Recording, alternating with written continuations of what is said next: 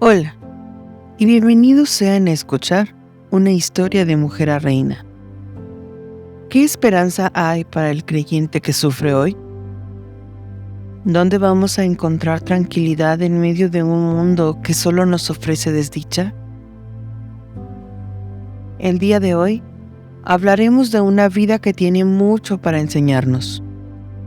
En tiempos de una desintegración total y a causa de sus pecados, Dios había enviado hambre a la tierra y debido a esta situación, emprendió con su marido y sus 2 hijos un viaje del cual nunca regresaría siendo la misma. Comenzó siendo una mujer amorosa y agradable, como su mismo nombre lo dice, pues significa mi gozo, mi dicha, agrado del Señor. Era una mujer del pueblo de Dios, una mujer de fe.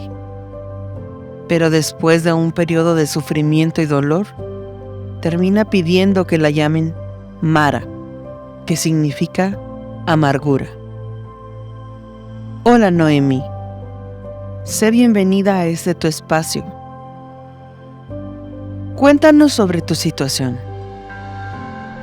Como ustedes saben, perdí a mi esposo, Elimelech, mientras estábamos viviendo en Moab.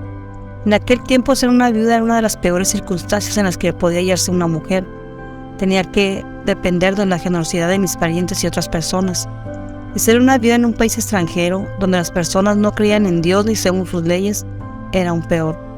Más tarde, mis 2 hijos también murieron. Entonces ya no tenía otra manera de sostenerme que con ayuda de mis 2 nueras. Y ellas eran viudas también. ¿Qué fue lo que hiciste?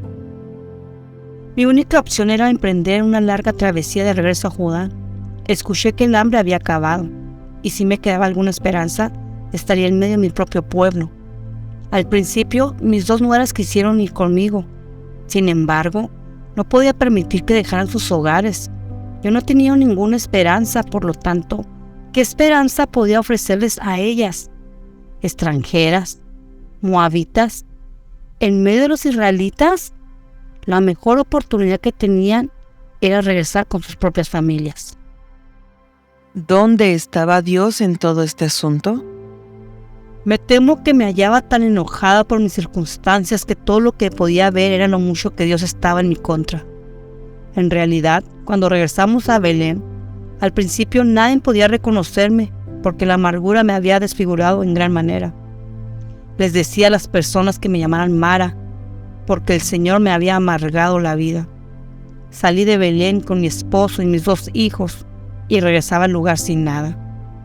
¿Por qué razón no debería estar amargada? ¿Qué te hizo cambiar de actitud? Ruth, mi nuera, era muy amable, muy amorosa, aun cuando no lograba pensar por mí misma. Ella siempre estaba buscando la manera de sostenernos, incluso cuando eso significara tener que recoger el remanente del grano en los campos.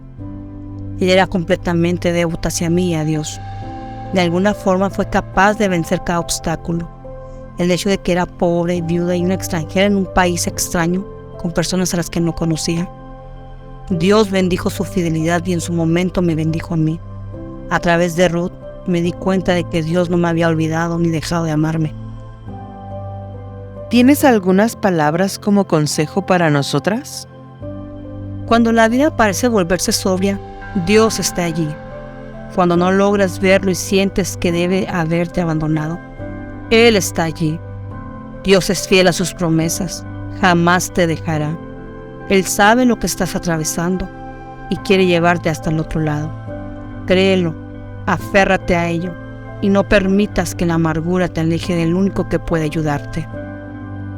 La vida de Noemí nos enseña cómo los planes de Dios van más allá de nosotras mismas y cómo, a pesar de las circunstancias difíciles de nuestro alrededor, todavía podemos seguir viendo su fidelidad y cuidado. ¿Hemos pasado o conocemos muchas personas que han pasado o están pasando por sufrimiento? Personas que están agobiadas, en quienes vemos una necesidad de amor y dulzura. Las enfermedades, pruebas, reveses económicos, pérdidas de seres queridos y más, nos llegan en cualquier momento y pueden parecer un asunto de azar, y no importa las precauciones que tomemos, no existe una fórmula mágica que impida que la aflicción llegue. Pero no todo está perdido. Tenemos una esperanza en medio del sufrimiento. Como quienes experimentamos el amor de Dios, debemos recordar que el Señor nos manda a que llevemos los unos las cargas de los otros. Dios no pretende que disfrutemos del dolor o pretendamos que el mal es bueno, pero nuestro dolor no se escapa de la voluntad de Dios, y si estamos en Cristo, podemos saber que el sufrimiento es un regalo con el propósito de ayudarnos a conformarnos más a su imagen. Que la vida de Noemí nos enseña a descansar en la soberanía de Dios y a recordar que Él obra de maneras que no comprendemos en medio del sufrimiento, pero sin dejar de estar a favor de los suyos. En Él tenemos esperanza. Para conocer más acerca de nuestra invitada, te animo a leer el libro de Ruth. Además, escuchar el episodio número 3 de esta serie. Pero si lo que quieres es conocer más acerca de la fidelidad de Dios, te recomiendo el Salmo 146, Lamentaciones 3, 22, 23 y Hebreos 10, 23. Espero que hayan disfrutado tanto como yo de este episodio.